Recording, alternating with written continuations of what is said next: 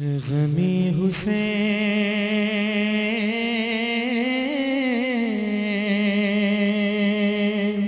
بسم اللہ الرحمن الرحیم۔ تمام تعریفیں اللہ کے لیے، درود اور سلام محمد اور آل محمد کے لیے۔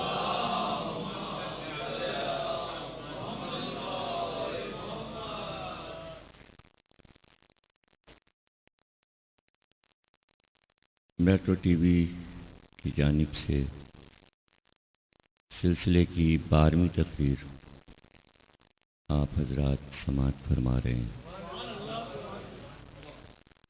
یہ مجلس بسلسلہ سویم امام حسین علیہ السلام ہر سال منعقد ہوتی ہے۔ عشرے میں ہم گفتگو کر رہے تھے روزانہ کہ علم زندگی ہے، علم روشنی ہے۔ علم اپنے آپ سے محبت کرواتا ہے،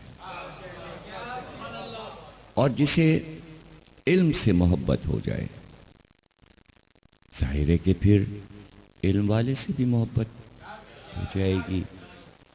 لیکن اگر کہیں آپ کو ایسا لگے کہ علم والے کو محبت نہیں مل رہی، تو کیا علم والے پہ اس کا الزام جائے گا، یا آپ اس بات پر سوچیں گے کہ کیا وجوہات ہیں کہ دنیا کی اکثریت علم کی طرف راغب نہیں ہوتی؟ ایسا کیوں ہے کہ وہ جہل کے راستے پر کیوں جانا چاہتے ہیں؟ تو یہ نہ بھولیں کہ کوئی اور بھی موجود ہے کہ جو صراط مستقیم سے ہٹانے کا دعویٰ کر چکا ہے اللہ کے دربار میں، اس کی بارگاہ میں۔ تو کیا وہ اپنے کام سے غافل ہے؟ وہ اپنے کام سے غافل نہیں۔ ہمیں علم کی طاقت سے اس کا مقابلہ کرنا ہے جو انسانوں میں جہل پھیلانا چاہتا ہے۔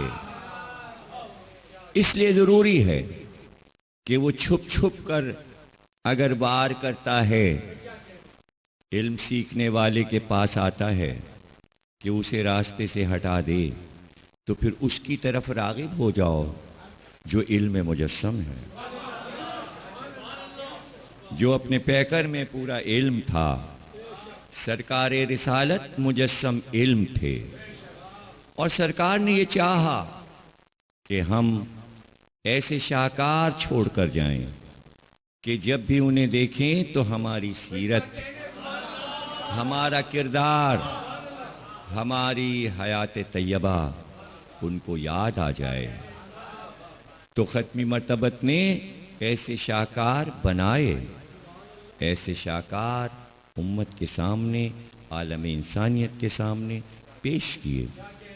اور علم، ایجوکیشن، تعلیم کے اصولوں میں یہ بات بڑے بڑے فلسفیوں نے لکھی ہے کہ وہ جو علم پھیلا رہا ہو، جو علم کا درس دے رہا ہو، اس کے لیے ضروری ہے کہ اس کے گھر کا ہر فرد صاحب علم ہو۔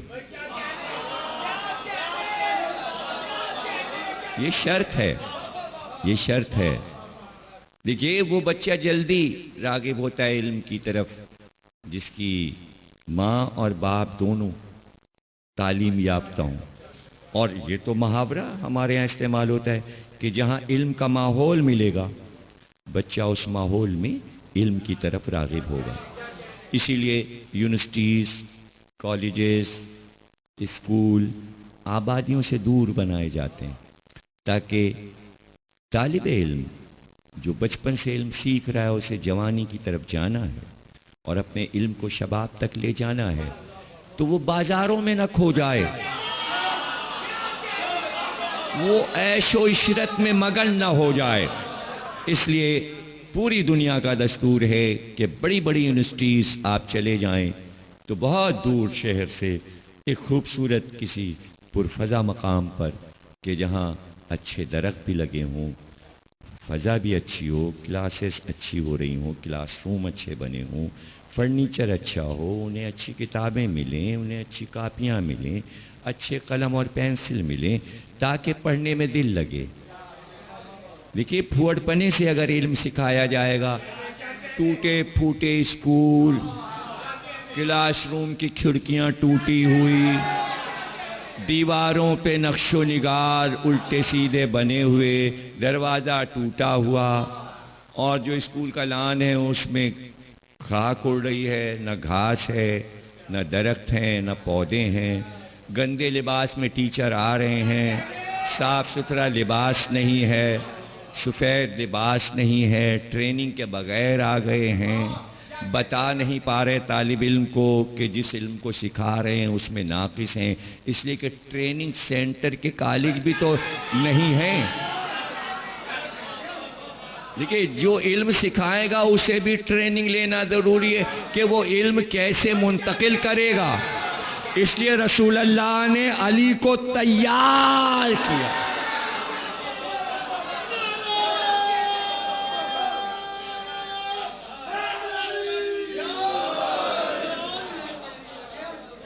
خواتین میں علم کو پھیلانا تھا، دائرے سرکار نے کہا کہ عورت ہو یا مرد اس پہ واجب ہے کہ وہ علم حاصل کرے، تو ایسی بیٹی پالی کہ علم کی اس منزل پر ہے کہ جہاں فاطمہ آتی تو رسول تعظیم کو اٹھ جاتے۔ یہ تعظیم کس چیز کی ہے؟ باپ بیٹی کی تعظیم نہیں کرتا، یہ پیشانی پہ جو نور علم ہے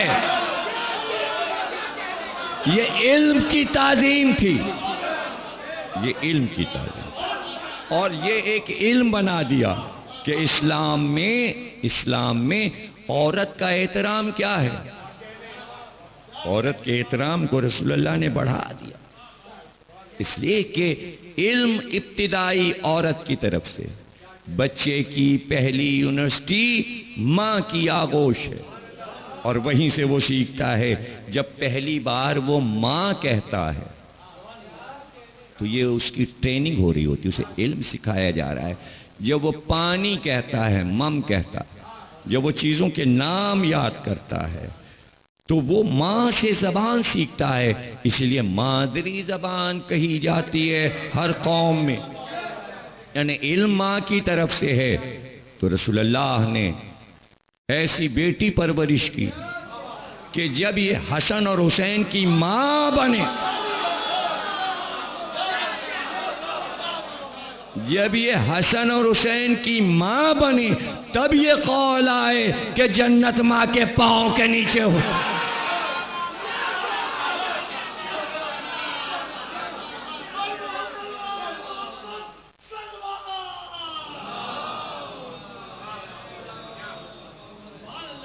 تو کیوں ضروری ہے کہ جو علم سکھائے اس کا گھرانہ بھی علم سے آراستہ ہو، وہ سب کے سب اپنے مقام پر عالم ہوں، اپنی جگہ پر عالم ہوں۔ یہ اس لیے کہ جب وہ مجمع میں ان سے گفتگو کرے، ایسا کرو ایسا کرو، یہ برا ہے یہ اچھا ہے، یہ چھوڑ دو اسے ترک کر دو، فلاں فلاں چیزیں علم کے لیے دشمن ہیں اسے چھوڑ دو، یہ نہ اپنانا یہ نہ اپنانا، تو کہیں ایسا نہ ہو کہ مجمع سے کوئی پلٹ کر کہے اپنے گھر کی تو خبر لیجئے،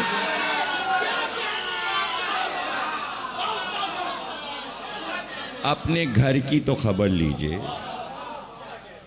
تو مجھے ایک بات بتائیے، جب پہلی بار رسول اللہ نے مکے میں آ کر کافروں کے مجمع میں یہ کہا کہ لا الہ الا اللہ کہو، کفر چھوڑ دو اور دین و ایمان کی طرف آ جاؤ، تو مجمع نے پلٹ کے یہ کیوں نہیں کہا تمہارا چچا بھی تو نہیں ایمان لایا؟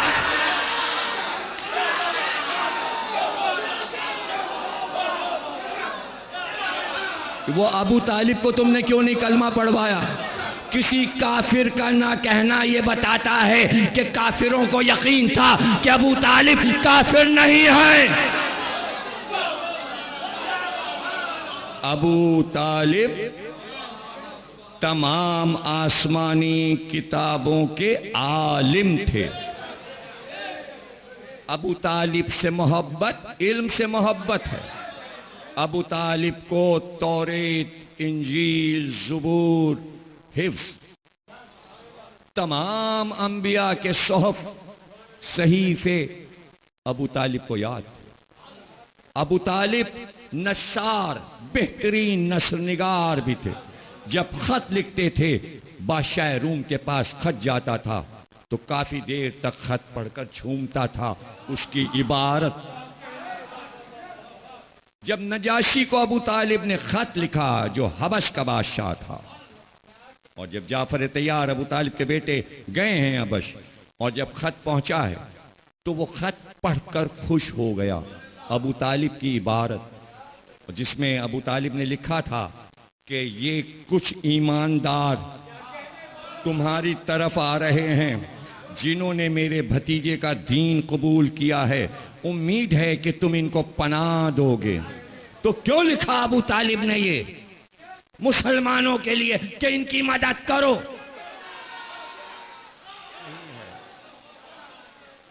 علم کا تقاضا یہ ہے کہ علم سے محبت کرو۔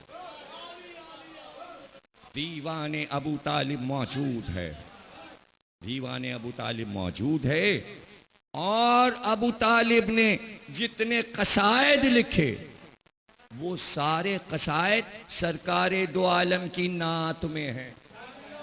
کیا نعت لکھنے والا بھی کافر ہوتا ہے؟ ابو طالب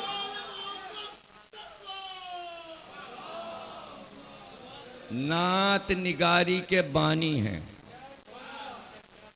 جس کے شان کے شعر کہے، محمد تمہارا چہرہ دیکھ کر ابر آتا ہے اور جھمجھما کے پانی مکے کی زمین پہ برستا ہے۔ اے محمد تم پر وہی صحیفہ اترا ہے، وہی ملک آیا ہے جیسے موسیٰ پہ فرشتہ آیا تھا آسمانی خبر لے کر۔ وہی پہ یقین، کتاب پہ یقین، محمد کی نبوت پہ یقین، توحید پہ یقین، اللہ پہ یقین۔ کلمہ کسے کہتے ہیں؟ کلمہ کسے کہتے ہیں؟ یعنی کلمے میں جتنا علم ہے وہ سب ابو طالب نے دنیا کو عطا کیا۔ تو گویا سرکار دو عالم کا گھرانہ ایسا تھا کہ ایک بھی کافر نے سرکار کے گھر کے ایک فرد پر ایک لفظ اعتراض نہیں کیا۔ جناب خدیجہ کے احسان مند تھے، عرب والے ابو طالب کے احسان مند تھے۔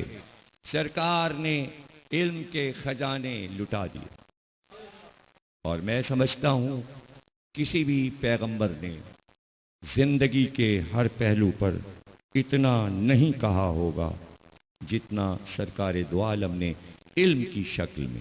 اسے ہم علم حدیث کہتے ہیں، علم حدیث کہتے ہیں، اور وہ علم حدیث آج موجود ہے مسلمانوں کے پاس حدیثوں کی کتاب کی صورت میں۔ لیکن ایسا نہیں کہ حدیثیں ہزاروں لاکھوں سرکار دے کر چلے جائیں، نہیں، کردار بھی بنائے، سیرتیں بنائیں، تاکہ جب حدیث پڑھنا تو ایسا نہ ہو کہ شک میں پڑ جاؤ اور حدیث پہ یقین نہ آئے تو مجسم حدیث حسن اور حسین کی شکل میں دیکھ، حسن اور حسین کی شکل میں دیکھ۔ سرکار منبر پہ تشریف فرمائے، تمام مسلمانوں کے مورخین نے لکھا، اور حسین مسجد نبوی میں داخل ہوئے، 4-5 سال کی عمر، آتے میں دامن میں پیر الجھا، قبا میں دامن قبا میں پیر الجھا، اور سرکار خطبہ دے رہے ہیں ممبر پہ اور مجمع بیٹھا ہوا. نظر گئی حسین کی طرف، دیکھا گرنے والے ہیں، خطبے کو روکا، ممبر سے اترے، دوڑ کر گئے اور حسین کو گود میں اٹھا لیا اور گود میں لے کر ممبر پہ آ گئے، پاس بٹھا لیا اور خطبہ جاری. لوگوں نے بعد میں پوچھا کہ آپ نے خطبے کو موقوف کیا اور حسین کو اٹھا لیا، تو آپ نے فرمایا کہ میں جو کچھ بیان کر رہا تھا وہ حدیث تھی اور جو گر رہا تھا وہ قرآن تھا.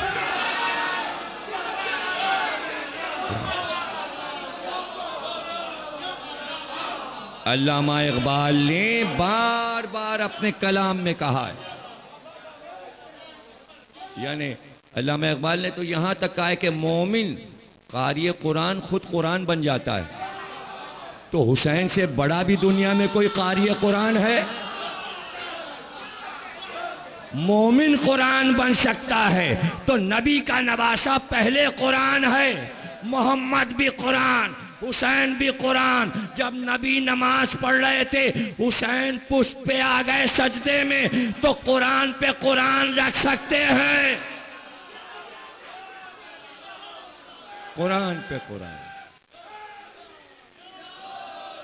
قرآن پہ کوئی چیز رکھ نہیں سکتے.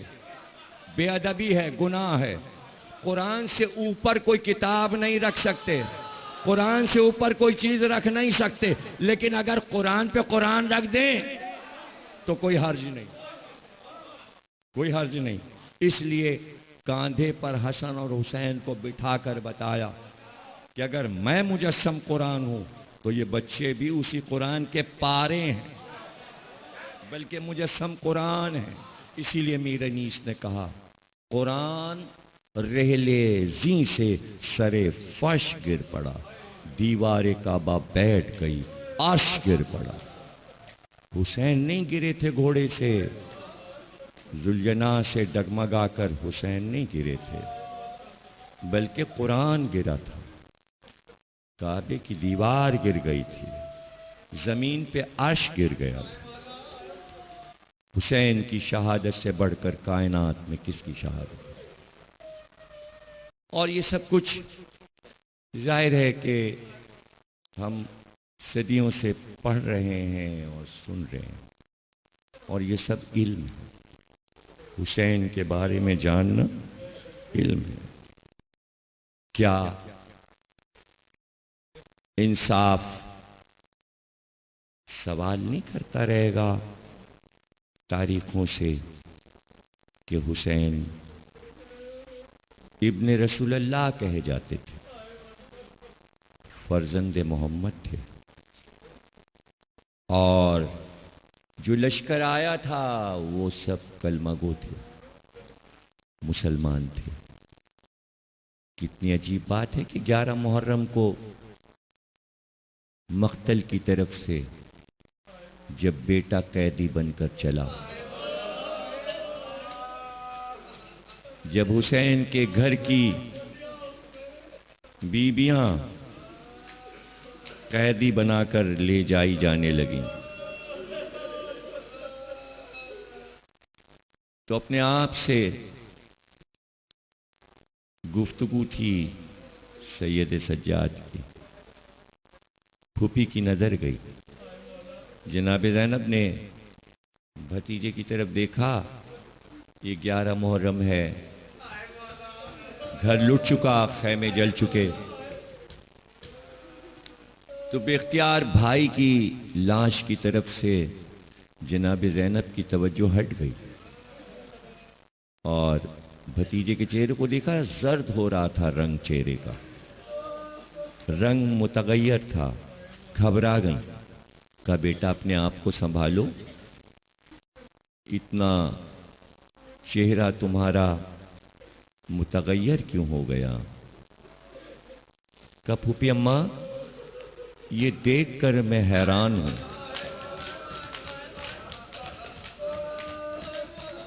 کہ لشکر یزید کے سرداروں نے اپنی کشتوں کو دفن کر دیا، اور میرے بابا کی لاش صحرا میں پڑی ہے. نبی کے نواسے کو دفن کرنے والا کوئی نہیں. اللہ اکبر. ہمارا سلام ہو جناب زینب کبریٰ علی کی بیٹی رسول اللہ کی نواسی پر کہ بے اختیار کا سید سجاد پریشان نہ ہو.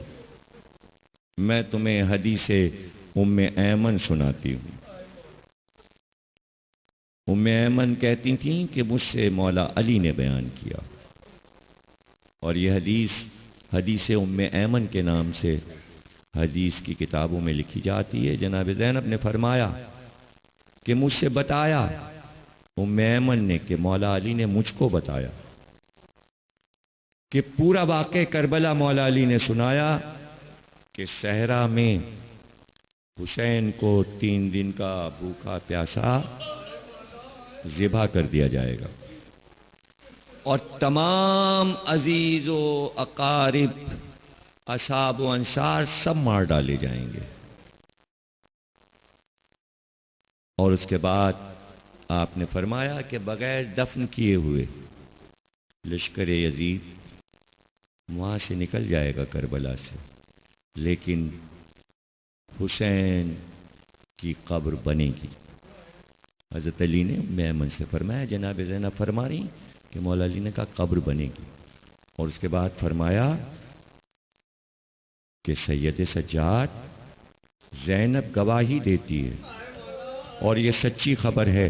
اور سچی خبر میں یہ بتایا گیا ہے کہ حسین کی قبر جب بنے گی تو قیامت تک یہاں ہزاروں زائر آتے رہیں گے، اور قبر پہ ایسی عمارت بنے گی کہ کسی قبر پہ ایسی عمارت نہیں بنے گی. یہاں مینار بلند ہوں گے، یہاں لوگ آئیں گے عقیدت سے سر جھکاتے ہو، زائرین آئیں گے. کتنی سچی خبر ہے جو مولا علی نے ام ایمن کو دی، اور وہ خبر جناب زینب نے جناب سید سجاد کو سنائی.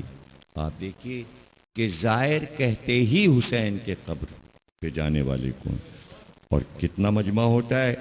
یہ عاشور کا مجمع شب عاشور سے جو شروع ہوتا ہے اور 11 محرم تک قبر حسین پر کتنا مجمع ہوتا ہے. اور 11 محرم کو قبیلہ بنی اسد آتا ہے، اور وہ اپنے اپنے قریوں سے دوڑتے ہوئے چلتے ہیں. ان کے ہاتھ میں خالی کوزے مٹی کے برتن ہوتے ہیں، اس میں پانی بھرا ہوتا ہے، پھاوڑے اور کدالیں ہاتھ میں ہوتی ہیں، اور دوڑتے ہوئے آتے ہیں یہ کہتے ہوئے ہم اپنے آقا کو دفن کرنے آئے ہیں، ہم حسین کے بچوں کے لیے پانی لائیں. آج بھی اجتہام ہوتا ہے ان کا، اور ہزاروں کی تعداد میں. اور وہی زمین کربلا کے مالک ہیں قبیلہ بنی اسد والے، اس لیے کہ امام حسین نے زمین خرید کر ان کے نام لکھ دی تھی، ان کو ہبہ کر دیا تھا، بینامہ انہی کے نام لکھ دیا تھا. تو وہی متولی بھی کہلاتے ہیں زمین کربلا کے. یہ کون ہے بنی اسد؟ میں شروع کی تقریروں میں آپ کو بتا چکا کہ جب حسین کربلا آئے تو یہی قبیلہ جو وہاں آباد تھا حسین کی زیارت کرنے آیا تھا، اور اسی کو وصیت کی تھی امام حسین نے کہ ہماری قبریں بنا دینا، ہماری قبریں بنا دینا. تو چونکہ وصیت تھی، 11 محرم کو لشکر یزید میدان کربلا کو خالی کر گیا، اور حسین کے بچوں، بیٹے اور عورتوں کو قیدی بنا کے اونٹوں پہ بٹھا کے کوفے لے گئے. کربلا میں سناٹا ہو. اب نہ لشکر تھا، کہیں ٹوٹے ٹوٹے نیزے پڑے ہوئے تھے، کہیں ٹوٹی تلواریں پڑی ہوئی تھیں، اور اگر لاشیں پڑی تھیں تو صرف حسین اور حسین کے ساتھ ہیں. کہتے ہیں کہ ڈر کے مارے گاؤں کے لوگ نکل نہیں رہے تھے. ایسی لڑائی انہوں نے دیکھی تھی اپنے اپنے گاؤں سے، اپنی اپنی زمینوں سے، کہ ان پہ خوف طاری تھا کہ لشکر پھر نہ آ جائے. لیکن عورتیں کیا کرتی؟ انہیں تو پانی کی ضرورت تھی، وہ اپنے پانی کے برتن لے کر فرات پر پانی بھرنے گئیں، لیکن فرات تک گئیں نہیں، آدھے راستے سے واپس آ گئیں، اور واپس آ کر اپنے مردوں سے انہوں نے کہا کہ یہ چادریں تم اوڑھ لو اور گھر میں بیٹھو۔ پتہ ہے رسول اللہ کا بیٹا فاطمہ کا نور نظر بے گور و کفن صحرا میں پڑا، صحرا میں پڑا۔ ارے جاؤ، لشکر چلا گیا، کیا تمہیں وصیت نہیں کی تھی آقا حسین نے کہ قبر بنانا؟ ڈرتے ہوئے بنی اسد باہر نکلے، ساتھ میں وہ پھاوڑے اور کدالیں بھی لائے تاکہ قبریں کھودیں۔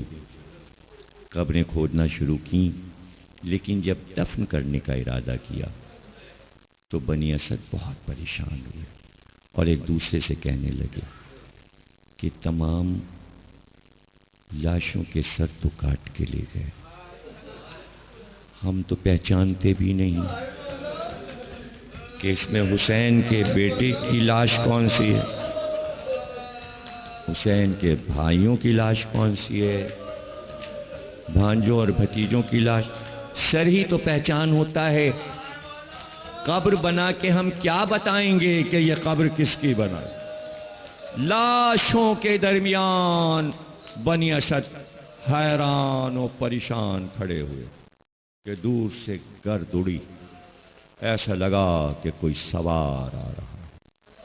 چھپ گئے دوڑ کر کے، شاید پھر لشکر یزید کے کچھ لوگ واپس آ رہے ہیں۔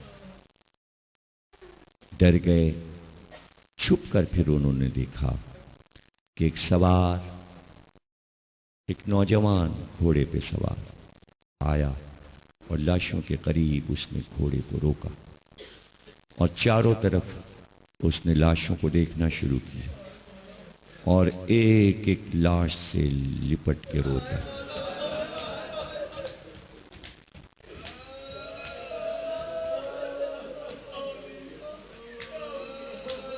اور رو رو کر اپنے بابا کو پکارتا۔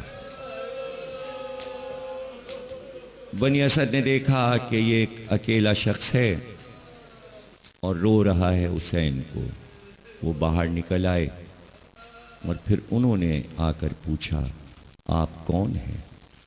کہا میں حسین کا بیٹا علی ابن الحسین۔ اللہ نے معجزے سے مجھے یہ طاقت دی ہے کہ اگر امت نے حسین کو دفن نہیں کیا تو اللہ بھی تو یہ لاشیں دیکھ رہا ہے، اس نے مجھے بھیجا ہے، اللہ کی طرف سے میں مقرر ہوں کہ میں ان لاشوں کو دفن کروں۔ اے بنی اسد، تم قبریں کھودو، میں تمہیں نقشہ بتاتا ہوں۔ آج جو کربلا کا نقشہ ہے، جب آپ روضے میں داخل ہوں، یہ جناب سید سجاد کا بنایا ہوا نقشہ ہے کہ امام حسین کی قبر قبلے کی طرف بنوا کر پھر آپ نے کہا کہ بابا کے پیروں کی طرف ایک قبر بناؤ، یہ میرے بھیا علی اکبر کی قبر ہے۔ پھر آپ نے دروازے کے قریب جو کہ دروازہ بنے گا، جو نقشہ آپ نے بنایا، وہاں حبیب ابن مظاہر کی قبر بنوائی۔ پھر آپ نے ایک گنج شہیداں بنوایا کہ قبریں بنوا کر اس میں تمام شہیدوں کو باری باری اس قبر میں دفن کروایا۔ اور جب امام حسین کی لاش دفن کرنے کی باری آئی تو آپ نے فرمایا، بنی اسد اب تم قریب نہ آنا، اس لیے کہ امام کو امام دفن کرتا ہے، معصوم کو معصوم دفن کرتا ہے، اس جنازے میں کسی کا ہاتھ نہ لگے۔ لیکن بنی اسد کہتے ہیں کہ جب اکیلے سید سجاد نے لاش حسین کو اٹھایا تو قبر سے 2 ہاتھ بلند ہوئے، اور آواز آئی سید سجاد میں حسین کا نانا محمد ہوں، لاؤ حسین کی لاش میرے ہاتھوں پہ رکھ دو۔ گویا تعزیت کے لیے رسول اللہ کربلا میں موجود۔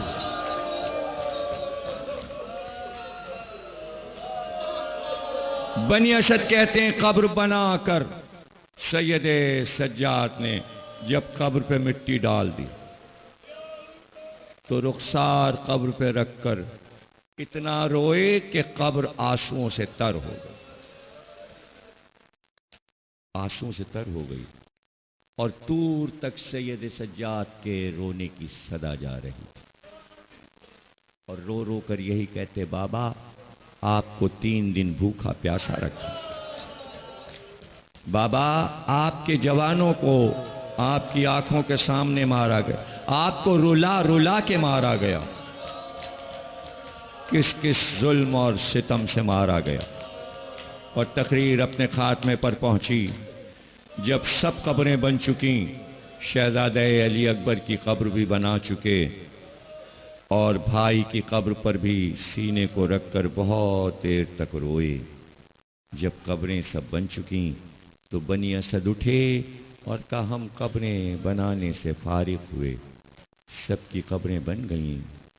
بے اختیار رو کر کہا نہیں بنی اسد، ابھی ایک قبر باقی ہے، ابھی ایک قبر باقی ہے، میرے ساتھ چلو فرات کے کنارے چلو، وہاں میرے چچا عباس کا لاشا پڑا ہے۔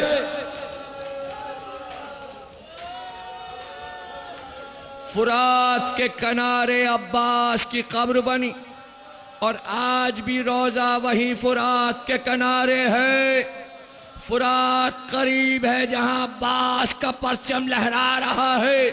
سید سجاد نے عباس کی قبر کو دیکھا، عباس کے لاشے کو اٹھا کر قبر میں اترے، اور پھر پکار کر کہا بنی اسد ذرا دور ہٹو، مجھے اپنے چچا سے کچھ باتیں کرنا ہے، اور ایک بار اپنے آپ کو گرایا، عباس کے سینے پر سر رکھ کر آواز دی چچا اگر آپ کے شانے نہ کاٹے جاتے تو پھوپھی اماں کے بازوؤں میں کبھی رسی نہ باندھی جاتی، سکینہ کے گلے میں رسی نہ۔